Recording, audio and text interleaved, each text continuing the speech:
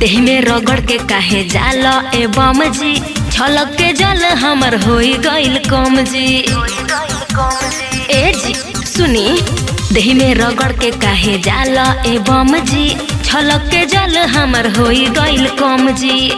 लेबे में जाल बम सुल्तानगंज से लागे बा, लेबे में जाल बम सुल्तानगंज से लागे बा। त जलवा ढार में सुना मैडम जी, ए मैडम त जलवा ढार में सुना मैडम जी, पूरा बिहार आगे बा। जलवा ढार में सुना मैडम जी, यूपी बिहार आगे बा।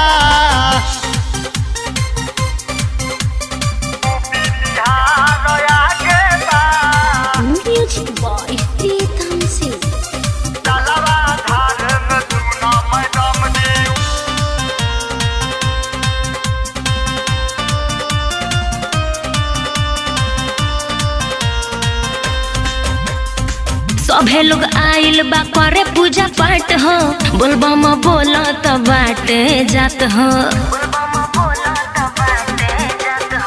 पूजा पाठ करत बीतल बचपन हो, भर सावन गाइला भोला के भजन हो।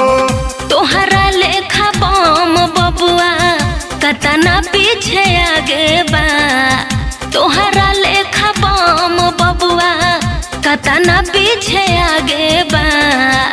त जलवा ढार में सुना मैडम जी, ए मैडम त जलवा ढार में सुना मैडम जी, पूरा बिहार आगे बा। जलवा ढार में सुना मैडम जी, यूपी बिहार आगे बा।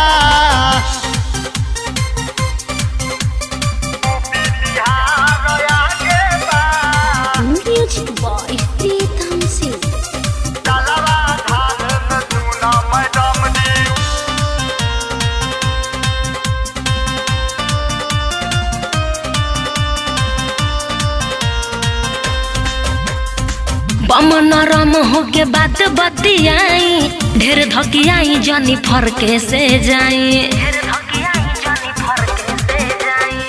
अभी तो जाए के बाबा बासुकीनाथ हो, इंदल रामपुरी जी के छूटल बसात हो। विकास वेदपुरी राहुल पूरा का समझे बा, विकास वेदपुरी राहुल पूरा का समझे बा। त जलवा ढार में सुना मैडम जी, ए मैडम त जलवा ढार में सुना मैडम जी, पूरा बिहार आगे बा। जलवा ढार में सुना मैडम जी, यूपी बिहार आगे